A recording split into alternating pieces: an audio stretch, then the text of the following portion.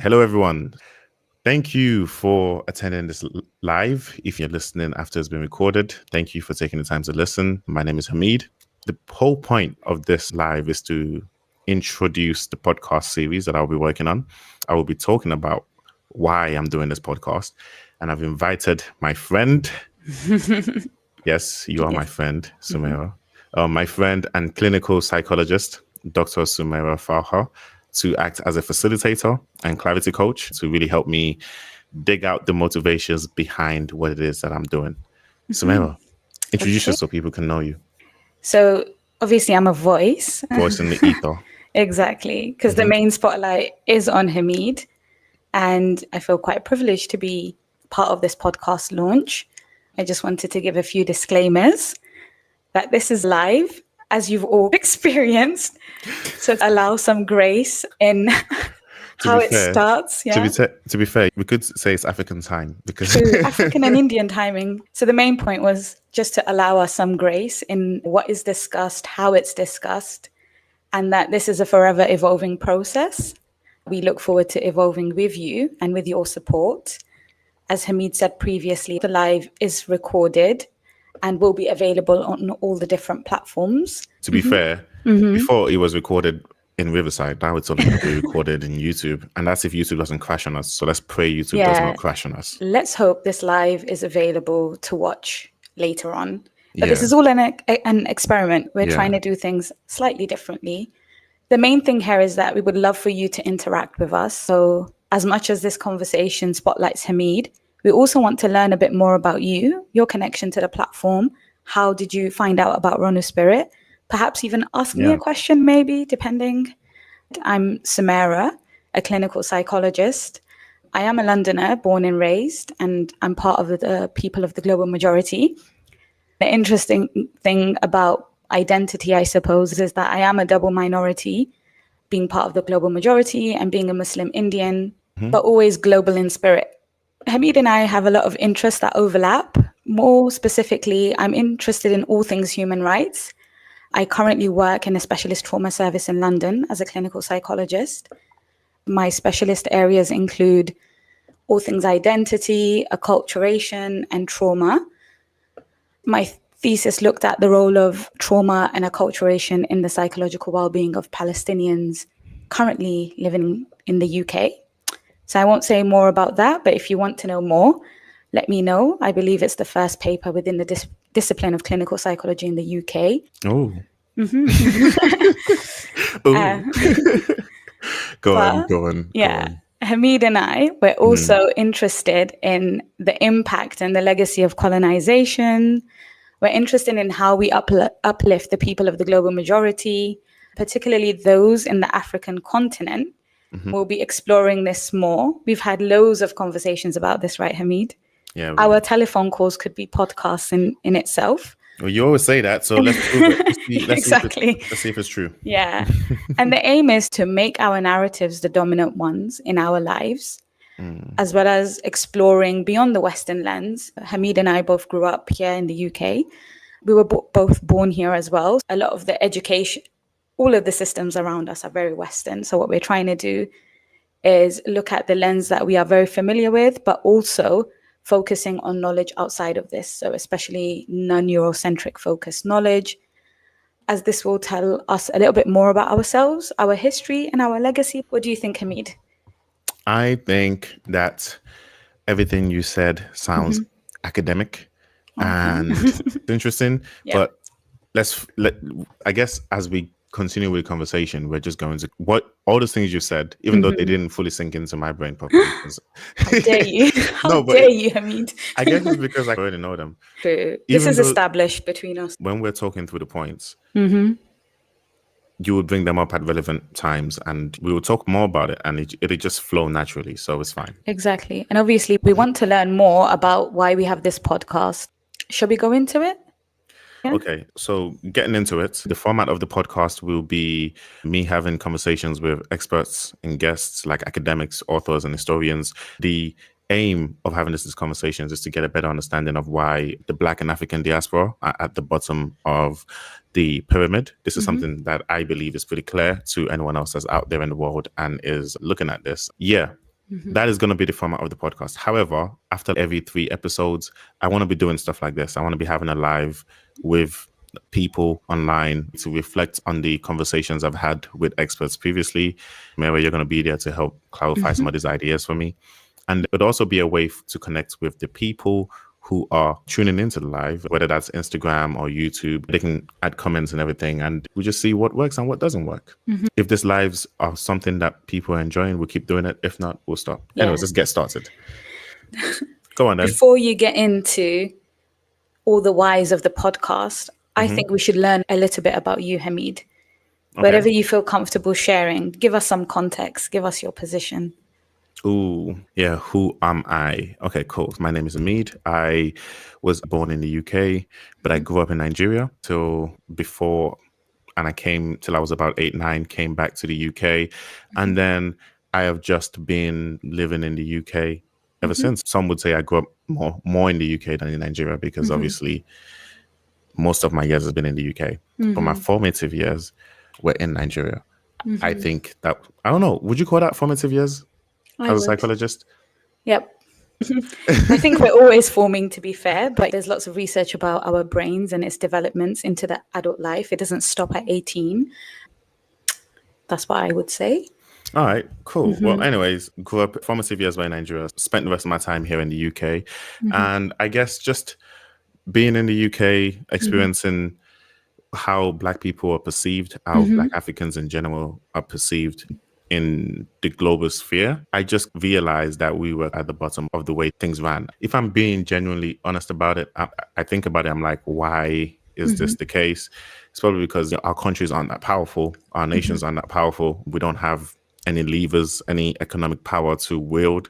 So when people look down on us and look at us like we're not on the same level as them, this is what actually led me into looking into geopolitics and history, trying to figure out why exactly is it that African nations are so much further behind and struggling. When I looked into history, I learned a lot, and that triggered the creation of Ronu Spirit as a thing.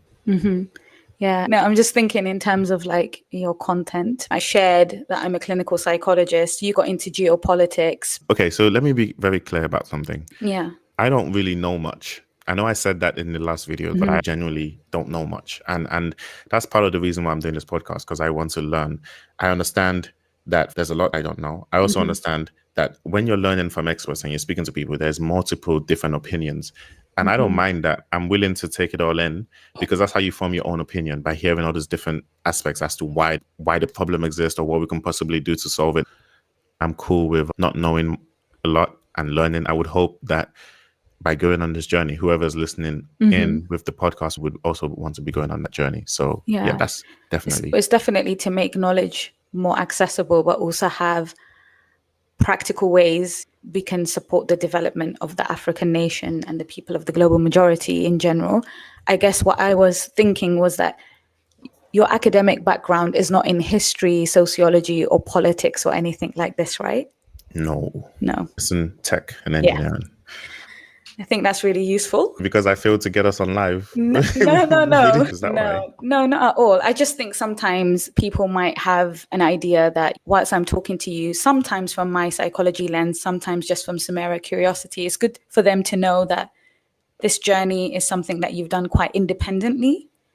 I see. Yeah. So all of the learning that you've done around geopolitics is because of what you've witnessed growing up, and then having to learn that yourself. And what you're trying to do, I suppose, is also make that easier for other people, because it's not always easy when we're thinking geopolitics. Not everybody is going to go out of their way, especially when on a day-to-day people are just surviving.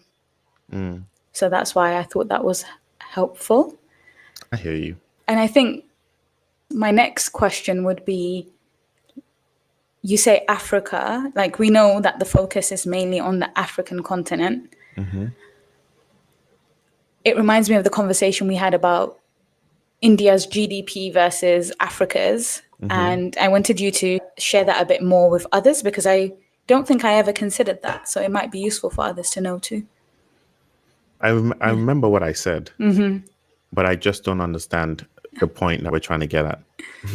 Why is so important? Because you talk about Africa as being at the bottom of, let's just say, the hierarchy in terms of why it's so important specifically to focus on the African nation. And what about all the other countries that have been colonized in the past? I see. African nations. But okay, so nations, sorry. Apologies. Please do not hate on me for that.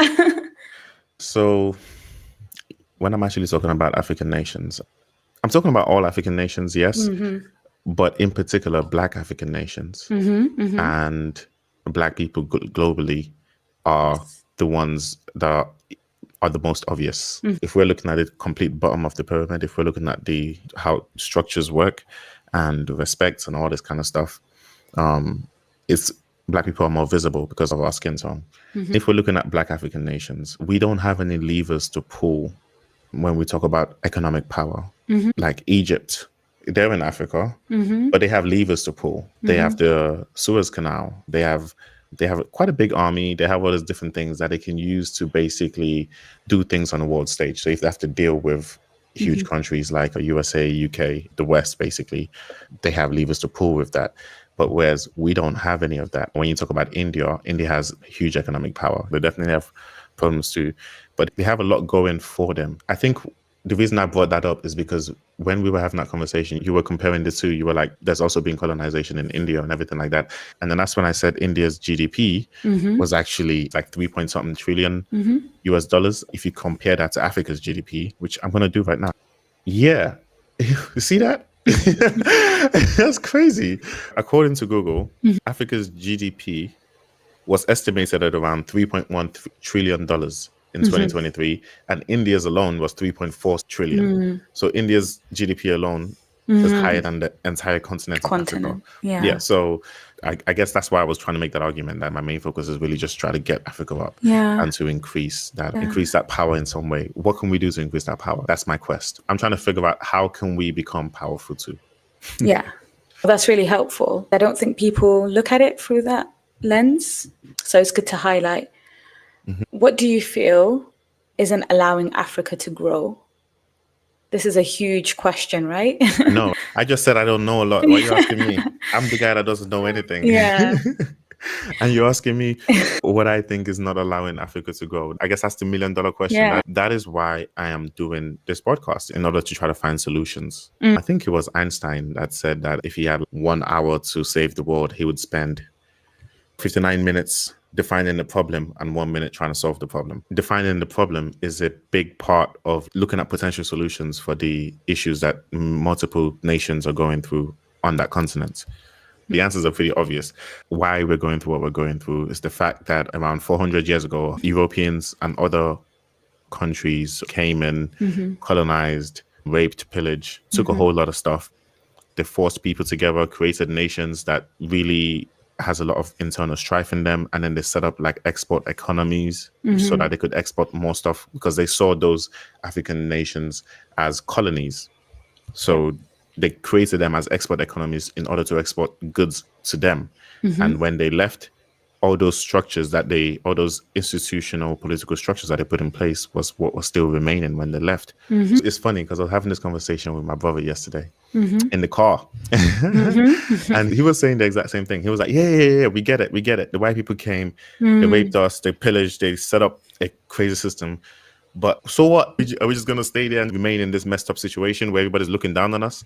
And I guess that's how I'm feeling too. I'm like, I don't want us to just stay here and be like, yes, because this has happened to us. I want us to find a way within ourselves to propagate and get better and improve. Gangsters move in silence. We have to be quiet with what we're doing, because obviously, as you're trying to propagate, no one from the oppressed ever got their freedom by appealing to the moral sense of their oppressors. By trying to appeal to those in the West to really help us elevate. It can help, but it can only get so far. If we truly want to revolutionize things, we have to help ourselves, but we can't be too loud about it as well. That's why we're on a live right now. That's why we're on a live. I'm kidding. It's a very quiet live. True. This is like a soft launch. Not many people know about it. It's all good. It just made me think while you were talking, there's been a lot of knowledge and literature on the history. Like you said, we know what happened. What's next? And you want to be part of that. What's next? What can we do? What inspired you to want to create these conversations, and why now specifically? Well, what inspired me to want to create these conversations? Ronu Spirit was the whole point of me doing this entire educational media channel was to try to find my own way of contributing to some sort of development or progress that we could have. And I've always been interested in trying to figure out solutions, showing people an alternative reality and creating a mindset shift so that we can collectively make change. We all have to collectively act in order to see positive change on the ground, whether that's on the continent of Africa or in the diaspora. But in order to make that change, there needs to be some sort of mindset shift that we start prioritizing these things. The world is sick. Nothing is showing that as clearly as what is happening now with Palestine, and the fact that we are watching the live destruction and genocide happening, and we aren't allowed to fight it.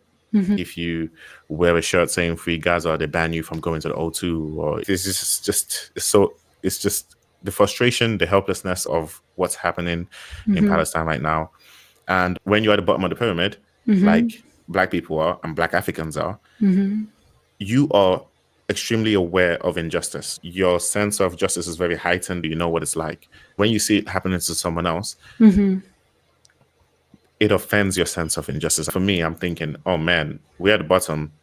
This thing is happening to the Palestinians, but it could easily happen to us. It's only a matter of time before, if what is happening to the Palestinians was needed to be done to some African nation, it would be done just like that. And nobody can stop it. We would need to be preemptive, proactive, and it's only, so that we can defend ourselves, hopefully. I feel like the global majority in general, we connect to Palestine and the struggles for the freedom of Palestine because our countries were colonized. And usually it's the colonizers that identify with what is now called Israel, occupied Palestine. I guess my main point was that it's one of the countries that reminds us, like you said. We also have the Rwanda genocide. In history, in Congo, we have what's happening in Congo right now. We have Sudan. So while we all connect to Palestine, I think the reason why the Palestine thing it represents triggered. I think the reason why the Palestine thing triggered it so much is because I'm just like, it's so, all the things I read about in the history books about how they were colonizing African nations and African lands, they're doing it right now in front of me, and I'm like, wow, it's frustrating and it's annoying because they said that was back then, that was their ancestors, they're much better now, but it's still happening. It's exactly. The same people. So colonization has not ended whatsoever, and whoever says so is probably on the side of the oppressed. And actually, what, you mean the side of the oppressor? Oppressor, sorry. Thank you, Hameed. That's fine, you're welcome.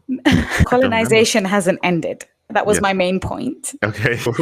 But also, even if we think about, and I'm sure you'll go into this with other experts who talk about the history of Africa and what's happening right now, that it hasn't ended there too, right?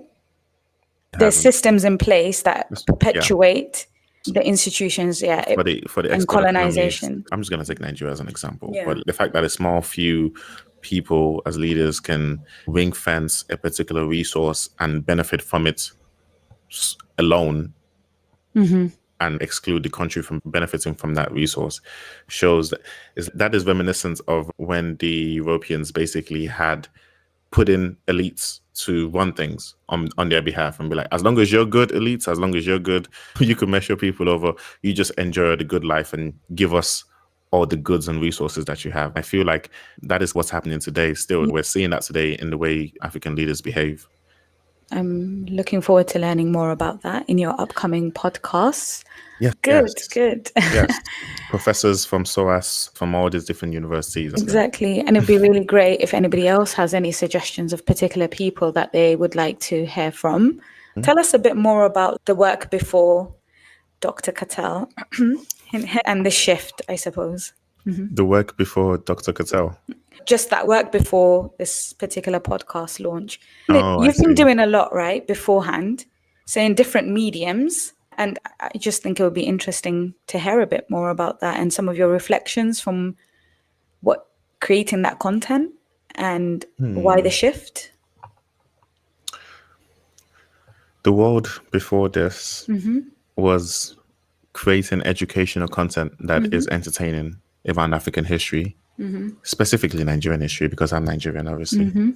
And why did I do it? Well, because they weren't teaching Nigerian history in Nigeria. When I was learning about geopolitics, I felt like I was seeing behind the curtain on how the world really works. The powerful decides what is right and what is wrong. If we want to have any kind of voice, we need to become powerful. But before we can be powerful, we need to remember who we are. Reading all of those history books and studying the effect that colonization and the Western world has had on Africa as a whole, I was like, God damn, why isn't everybody as enraged as I am? And I figured maybe it's because they don't know about it. So let's start with just getting the word out there. Ronu Spirit started as an educational platform. Obviously, using animation because that's what I do. I have an animation company, and using storytelling because I love telling stories, and that is what I do. So combining those two, putting content out there, and I was enjoying that for a bit. But then obviously life got in the way. Yeah, as it does. Yeah, and that content takes a lot of time to create as well, because you do all that research, that you have to script an episode. Caddy was on this chat. She helped me with another series after we finished basic Nigerian history, but you have to script an episode, then you have to add animations to it, and it's long. It's a big undertaking for something that you're just doing because you're passionate about. Yeah. So I managed to finish the basic Nigerian history series. I still need to finish the homie one, by the way. It's daunting and so much work, and obviously life and business. Maybe I need to relax and take a break from it, and maybe there's another way to create content in a way that is more streamlined, in a way that isn't stressful, Yeah. and eventually settled on a podcast. Yeah. You see, this wasn't supposed to be stressful. The fact that it took us 23 minutes to get this thing going. Exactly. Stress. I think there's challenges to both, but you have to choose which one you're going to go ahead with. And this is where you're at now. Most definitely. Yeah. So in the why podcast, I suppose, question, I know that you're trying to build momentum. Yes. That leads to a movement. Yes. I'm trying to create a mindset shift. And how do you think what makes you think a podcast can create a movement or a change? Tell us a little bit more about that. Why do I think a podcast can create a movement or a change? Well, because we've seen podcasts do that. Stephen Bartlett, Diary of a CEO, Joe Rogan, those podcasts are already making changes. Having a conversation and hearing differences of opinion, understanding someone's story, listening to someone's story, all of these are engaging ways to learn. And people use podcasts for that reason, not only because it's interesting to hear people's stories, share this information, get it around. It's also my personal journey, because like I said, there is a lot that I don't know, and there's a lot that I want to learn, which is why I really want to do this thing. So as I'm learning, I'm hoping that the people who are coming with me on this journey are also learning. So obviously they're going to be asking me a lot of questions, and any questions that they want me to ask in the next episode and so on. So I want it to be like a collaborative journey. I want to learn for sure, but I also want to bring people with me that would also want to learn about this. I guess I'm thinking about your vision for the future. I should mention that another reason why I did a podcast is because seeing the stuff that is happening in the world and realizing the frustration and the helplessness happening with the whole Palestine thing. Doing this podcast is a way for me to feel like I have some sort of agency. Even though as deluded as that might seem, doing this podcast makes me feel like at least I am trying to do something to help us before we get to the point where we get screwed over. I'm doing what is in my power. Even if I don't succeed and we do end up getting screwed over, like what's happening to Palestine, having you on the podcast is actually quite helpful, because you are supposed to be my clarity coach. So you help me make sense of things when I have ideas in my head and I'm trying to articulate a particular point. What you do very well is you are able to bring those ideas together and articulate it in a sensible way.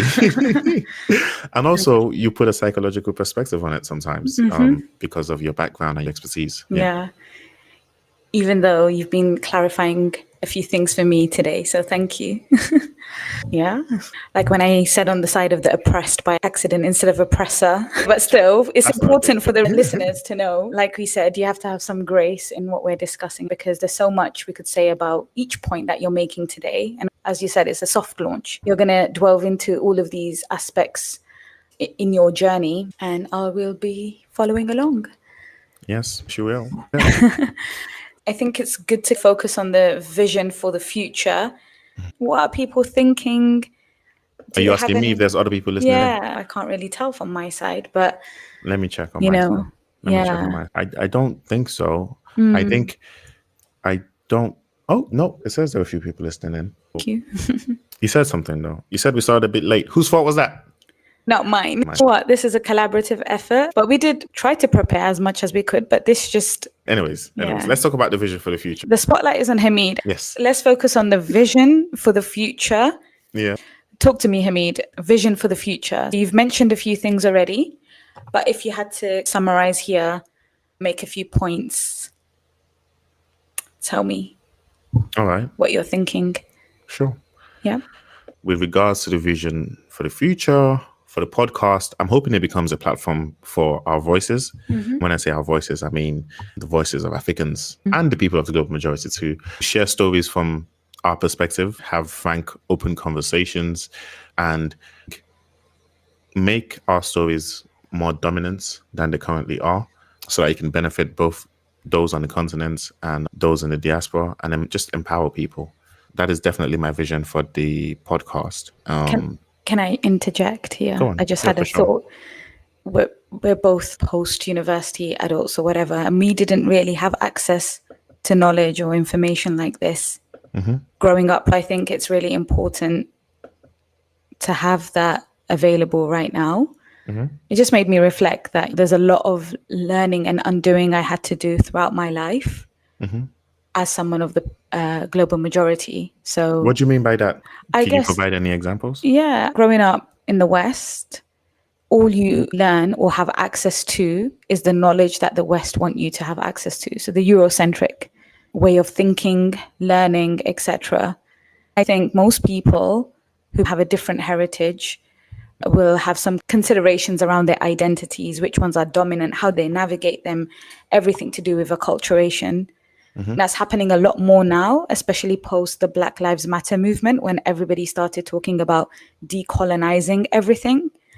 I feel like all of these are buzzwords. I was just about to say, although sometimes I feel this is very tokenistic. So I don't really hold the same view as others in relation to decolonizing per se. Sometimes it's used interchangeably for diversity and equity. So what I want to know is, you know how you said you had to unlearn a few things as well? Yeah, I guess. Do you have any specific examples? Do you know one that just came up now is, I remember, at school you get taught about the Dark Ages or some time in history where nothing was happening in the West, or it wasn't really great in the West. But there was a lot. The time when they had lords and serfs, and is it that time? You're testing me right now, but it's the Dark Ages in the curriculum, basically. I remember I was an undergrad student. For the first time, I was attending this school thing where I was a teaching assistant, and there was a teacher teaching about what was happening around the world. I was just thinking, if I was in that classroom growing up, I would have had a different perspective. There was a development of algebra. In the Arab world, they already had the toilet flush system. What was happening in England versus the rest of the world, surgery material. There was a lot happening, but I feel like sometimes what we're taught is not the reality. It's just from a very Eurocentric lens. But I do think you have to do a lot of introspection as well, because you're going through your own process, what you value based on how you've grown up. I don't know if I've answered that question very clearly. No, you did. But it's thinking about knowledge. It's a bit like in our psychology training as well. We learn a lot about evidence-based practice, and a lot of that is focused on the West. Some of the principles and ideas are actually taken from non-Eurocentric lenses, like, evidence-based practice. Yeah. You mentioned this before. What does it mean again? It's when they research a group of people and then there's outcomes to that research, like a particular therapy, and then it's helpful. But we also have to be critical of that, because who is actually accessing these research programs? It's the acronym weird. But yeah, that was my main point. Just that we have to have more of an appreciation of alternative ways of thinking as an adult than I probably did as a teenager, because the Western way is the most dominant. And it's a bit like now, I'm sure the way they practice psychology in India is a lot more according to this Western school of thoughts than even the Western schools now, because we're becoming more critical. We're trying to adapt things. There's more access to information now, even through different content creating, through the comedies we watch, like the memes, etc. There's truth to it. And I don't think we had that validation growing up. Yeah. Keep going with your vision for the future. Just trying to remember where I left off. So you spoke about the platform for our voices to share stories from our perspective. Yes. Frank conversations. Yes. And by having these conversations, I'm hoping that everyday people who are listening to the podcast, like myself, can start developing ideas as to how they can contribute towards making certain nations more powerful or more great. It is my hope that people can have their own inner dialogue about their identity and have some pride. I'm sure everybody already has pride in their identity, but you can just learn more about their origins, like their ethnic origins as well. That is the hope. Hopefully, what I'm doing here, even though this is very humble beginnings, this is the first stage. It is my hope that maybe 3 years from now or 5 years from now, we look back on this first episode and we're like, yo, we've really actually done something here. We've created some sort of movement. We are actually making change on the ground. It's becoming a thing. I don't know. We'll see. Only time will tell. Yeah. It's good to have aspirations, right? And it's good to share them with others. This is just the beginning. I'm looking forward to reflecting. I would want to say that, listen, as Black African countries, we don't have many levers to pull. We don't have many strategic things that we can do to make the more powerful nations listen to us. And being at the bottom of the hierarchy means little to no respect. If we want to change how Black people and Black Africans perceived around the world, then African nations do need to become a serious force. And that is important. And yeah, that's it. Sounds great. Yes.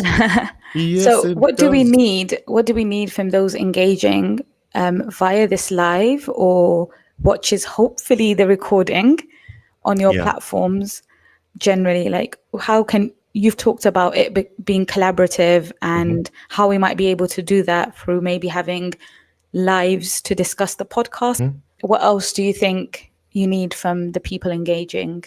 So yeah, we're going to be going live. The more we do this, the better it gets. And we're also going to, as we're doing episodes and we're dropping it and we're putting it out there, just going to be getting people's feedback on that particular episode to understand how they feel about the episode. Yeah. We should do more of that. How can we improve it? What information is relevant to you? What information do they want to know? I think it's important to highlight what platforms are you on and where do you need more of a following. You're on YouTube, right? I like the YouTube gang. I feel like they're the closest ones to me. Yeah, you YouTube, also mentioned that. On YouTube, and we are on YouTube, we're on Instagram, we're on Twitter, and just recently launched on TikTok. So TikTok is very small.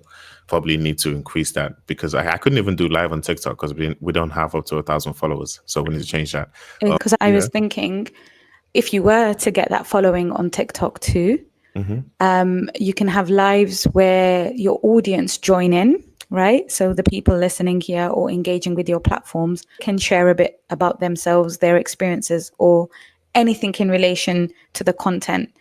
We need the support on TikTok. I realized something actually. On Instagram, if I went live directly on Instagram, people would be able to request to join and request to jump in. That's something else we should be aware of. Support on all platforms are appreciated, right? Definitely, most definitely agreed with you. The main thing needed is more engagement. to connect with the people. So that's why I'm doing this lives. I'm just going to keep doing lives, and then eventually I start connecting with people, and eventually people will start asking questions in the chat and we'll start replying. So if you guys actually have any experts, that professors, academics, authors that you think would be great to jump on the podcast and have a conversation with us, please send us an email at info@ronuspirit.com, or you can just message us on YouTube, Instagram, or any of the platforms that we're on. Exactly. And also just anybody who's made a pivotal impact, usually that could be professors and experts by experience. Ooh, look at you coming through. I like that. Okay. Yeah. Anybody with lived experience who has something to say, I think is always good to learn from the people who are on the ground trying to make a difference, and how we might be able to support them. There might be things that we are unaware of from our previous podcast recordings. I've learned so much about the kind of steps that have been taken in the past, which were really exciting to learn about. It made me think, what else is out there? What else exists? Maybe we just don't know about it, and it's happening. Maybe there's another Hameed version of this somewhere happening too.